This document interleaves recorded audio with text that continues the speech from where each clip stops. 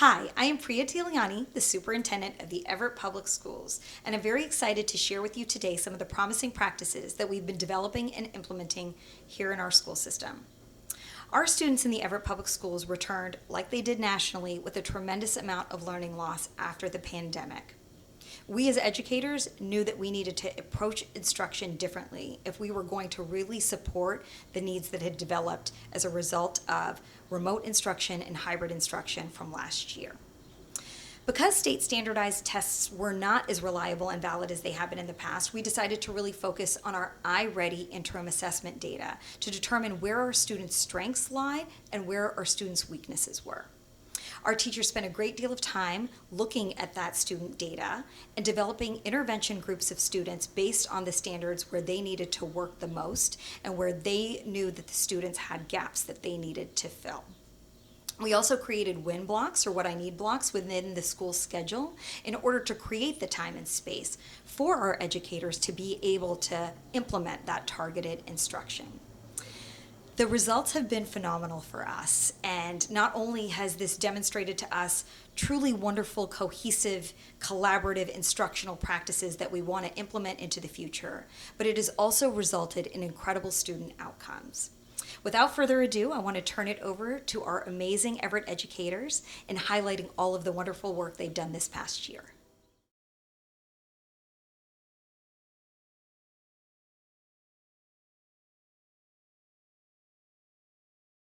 So accelerated learning is, rather than remediation, which is, trying to catch the kids back up, which is obviously a goal that we want to do, especially after the last 2 years, it's really preparing them for learning in the future, what they're going to learn. So what we focused on this year in my building is, obviously we have the win block where we go forward, we work on skills that students have struggled on in the past, but basic foundational skills that they need to advance on grade level or the grade level below to catch back up. So accelerated learning, we've done it. We've added a little more time into our school year by offering this April vacation, February break, over Christmas break, and then we'll also do it over the summer.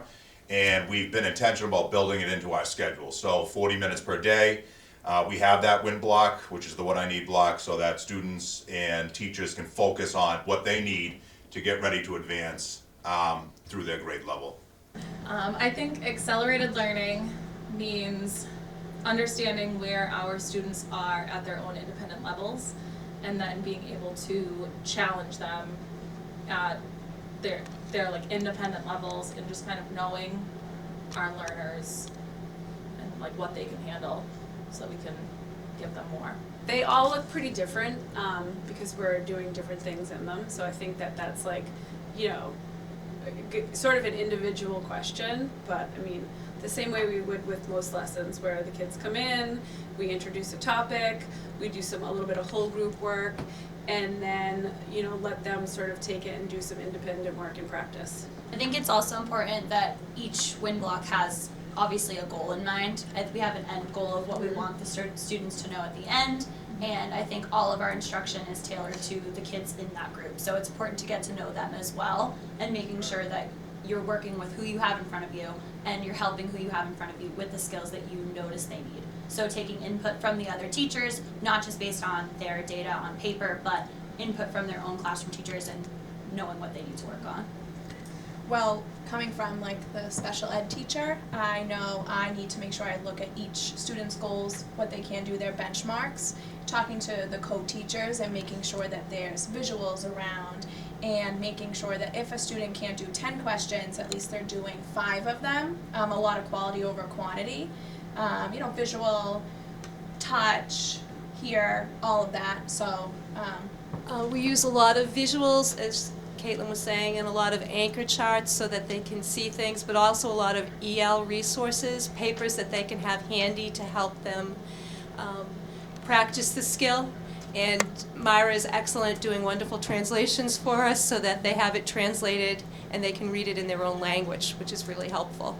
So I think the biggest thing is first seeing how they did on iReady and then being able to compare it of what they need to do in win blocks and talking with our teachers about what we think the best strategies will be in order to help them so that we can meet all of their learning needs, and grouping them in iReady spots where we feel that they are learning, but also taking into account what they're doing in the classroom and what scaffolds that they need. If you look at the data from iReady, it really breaks it down, and so we can basically look at the students' strengths and weaknesses, and that's kind of how we base our practice and move forward with that, so. And iReady provides different domains, so we're able to kind of narrow it down, like Melanie was saying. So we might notice that there has been significant growth in like comprehension of informational text. So then we can use that to understand that maybe we need to focus on fiction or literature or vocab. So the domains are really helpful for that. So building is very busy. K-8 school with 1,050 students. Many of them this year in particular newcomers, like brand new to the country or brand new to school. So there's a lot of work that gets done. You know, when we enroll students, you know, we're approaching May and we're still getting new students every single day. So, you know, that can be disruptive in a way for our classes. But, you know, it's something that as the community such as Everett, that we've grown accustomed to and welcome them in and you know, and try to catch them up as soon as possible. You know, our day starts right at 8 o'clock or even before. We have students here at 7:30 in the morning, you know, getting our breakfast, going forward, and we get right into our day. Our day is jam-packed with, you know, with all of our classes. And every student, every day has a unique special, so they'll have art, gym, music, health, you know, obviously with the ELA, math, reading, science, and, you know, and on top of that is the intervention block that all of our students K through 8 are exposed to, which will put them exactly on a requirement that they need. So they'll be placed on, you know, if they have to work on, if they're in 6th grade, they may be working on a 5th grade standard to catch them back up. You know, and then we're going through, the kids have recess, obviously, the kids have lunch, and, you know, then our day ends at 2:30, but we are pretty much bell to bell in this building all day going forward. You know, and it's very busy. The teachers, you know, work very, very hard. I have 2 administrators beneath me, 2 assistant principals who work very hard, you know, dealing with either student issues, teacher issues, you know, parents, questions, getting involved. So it's a very busy day every single day. Even on the days when we don't have school, you know, it's a very busy day here at the Parlin. I think consistency is key. So we do our best to stick to the same time frames and schedule each day so that the students, especially those who have some anxieties here at school, kind of know what to expect and they can be prepared. So I know a couple of our classes start with some morning work and then we jump right into math. And we have co-teachers available during those core subjects. My class is set up into small groups, so we do a lot of group-based work depending on the skills. I just have a wide range of students.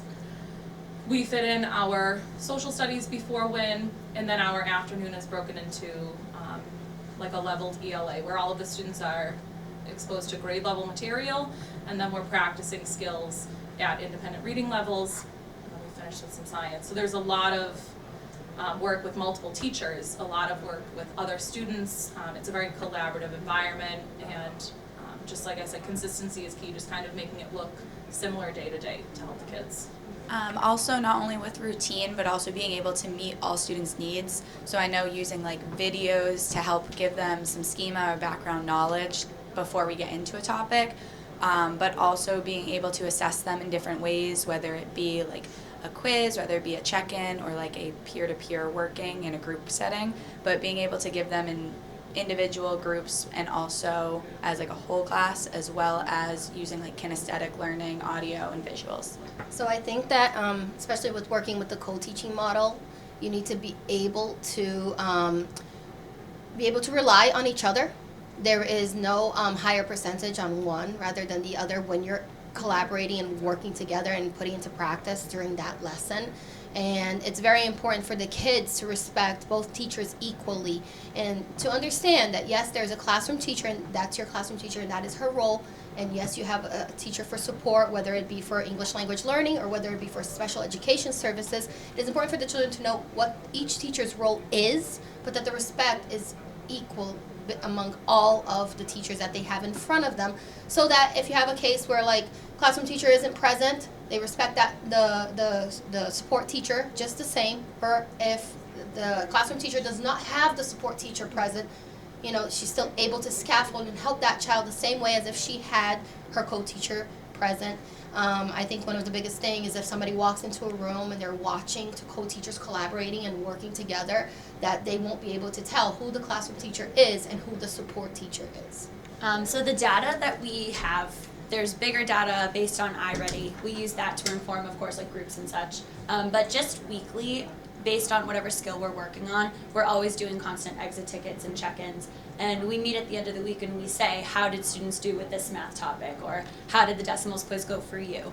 And it's helpful to talk as a team based on everyone's data, comparing it and seeing what worked for other teachers that we might want to bring into our own classes. So, of course, there's the bigger assessments like iReady and such that are informing our groupings and informing our practice, but I think the week-to-week smaller check-ins, Yes.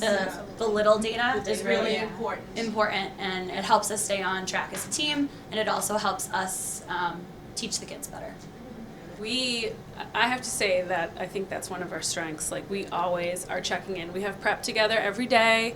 We have a shared drive in which we will, put the plans, but also share materials and resources. And I think just the constant communicating as far as where we're at, like Kayla had said, like, not just at the end of the week, but every day. Like, how did it go today with that lesson? Did you use a strategy that worked? Did you find maybe a video to introduce? Did you find a practice page? And so I think that the biggest, strength there is the communication and just sharing all the resources. So a lot of the success, most of the success is, from the teachers themselves, really just stepping up to the plate. In the most challenging years that I don't care if you've been in education for 30 years or this is your first year, the last 2 years have been extremely difficult. And we may, as a group, and I'm saying, nationwide, in Massachusetts, in our city and in our school, may have underestimated the need that the kids were going to come back with. And so that really takes a special teacher, a special, central administration, school administration, custodians, nurses, everyone together in the building, who work in the building, to come together and really, and step up to the plate and do what's best for the kids, because it has been a challenge. And the support, I think that the teachers know that I have their back really in a lot of things, because not only are they teachers, but they're humans as well. They have their own issues over the last 2 years that they've been dealing with, whether it's lost family members or, dealing with their own kids being sick in school or having to work out childcare. So there's been a lot. And as I let my teachers know that you have to take care of yourself too. You have to take care of yourself, so you can be good for the kids when you come in. Because we try to leave it all at the door. We try to say that we have our home life and then our lives here as teachers. But that's one thing to say it and one thing to really mean it and go forward. So, but I have to say overall that this staff has shown that when it came down to it, they were able to do that they were able to put everything aside, and focus on these kids and focus on the great needs that these students and their parents had. So, just showing them as much support as I can, because they're in there every single day, with the students all day. And in our K-5 classes, they're with those kids all day, with the exception of a 40-minute prep time that the students have a specialist. So, and so they know these students better than anyone, and they really know what they need, not only academically, but socially and emotionally, and, and what's going on at home. So by them stepping up to the plate and, me just trying to show them as much support as possible, provide them with any materials they may need, this year focus on, field trips and everything else, and the district has been gracious enough to fund a lot of those things that we can go forward, which is great, because I think it's so important to get that sense of normalcy back and to expose kids to, different things that they may not have. And that really does wonders for building up a school climate and culture and coming together, and just knowing that, that I may ask of them things that are outside their purview, but know on the other end that I have their back and I'll support them any chance they get. So I think there's a lot of factors that we contributed to. I would say for me, this is actually my first year teaching, so it's been a little nerve-wracking, but I've had a really great support system in which I can always come to my team for everything, especially resources, because sometimes when I look at materials, I'm like, oh my gosh, I forget how to teach this. But going back and watching videos to help, and also asking my team for resources or watching them teach it so I can build my background knowledge.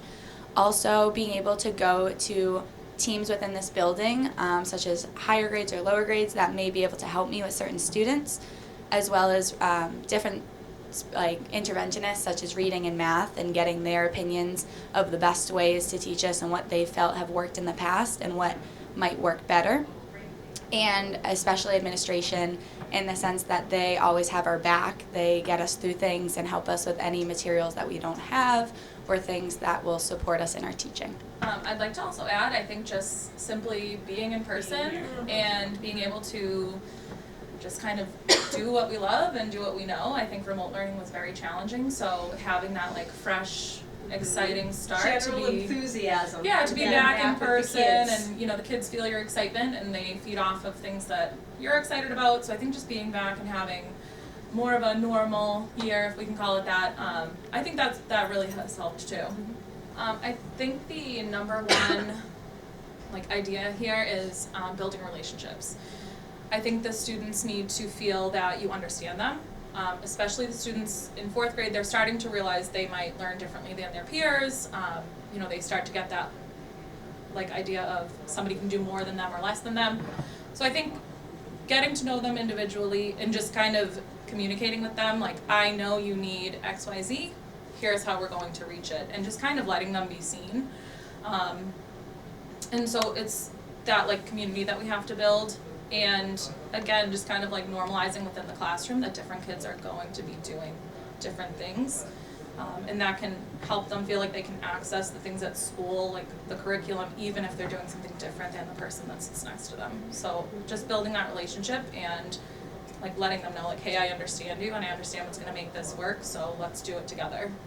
I think just open communication with parents is, of course, important at any time, but I think Class Dojo is a really helpful resource, especially with our parents that we have that speak a lot of different languages. It's so helpful to be able to just send a quick message and connect with them in their home language. I also think just reaching out to parents for positives. I know that we post a lot on class stories for parents to see about what we're working on, updates about homework or updates about tests coming up or anything that students need to know.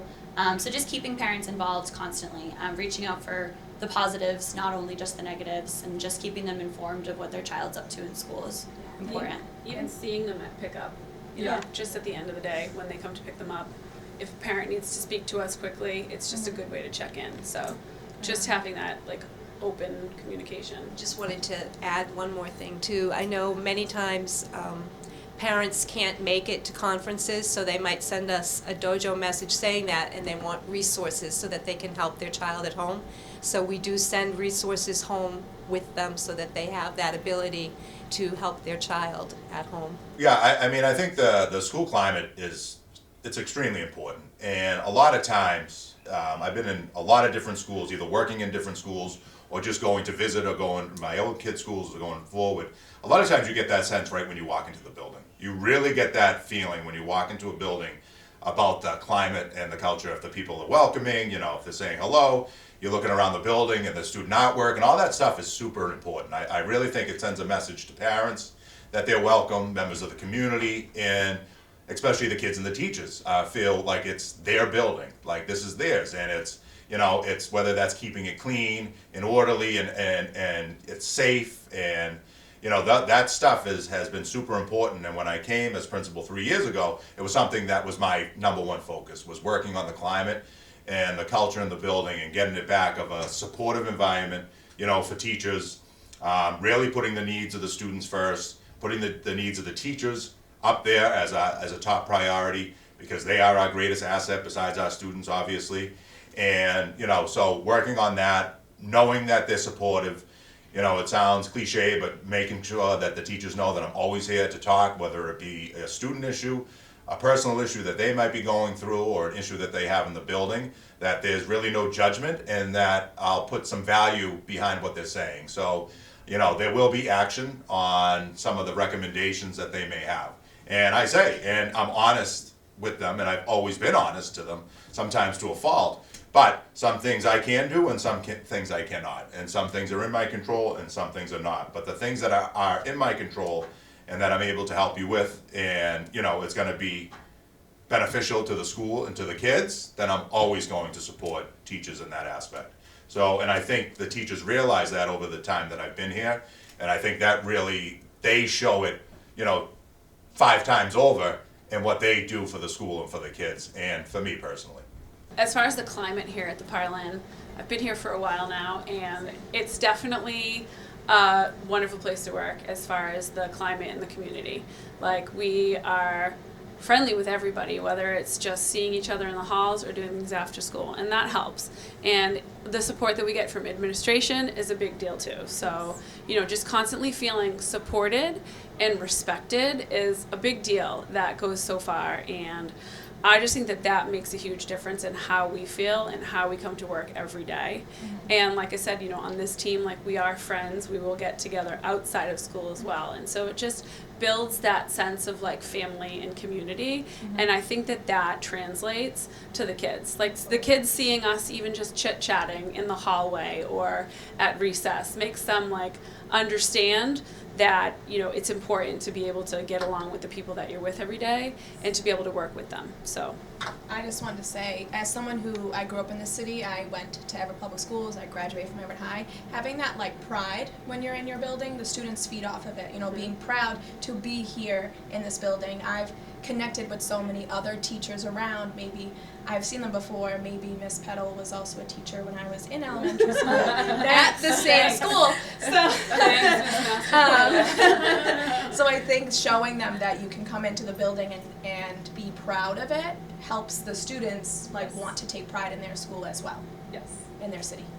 I think just open communication with parents is, of course, important at any time, but I think Class Dojo is a really helpful resource, especially with our parents that we have that speak a lot of different languages. It's so helpful to be able to just send a quick message and connect with them in their home language. I also think just reaching out to parents for positives. I know that we post a lot on class stories for parents to see about what we're working on, updates about homework or updates about, you know, tests coming up or anything that students need to know.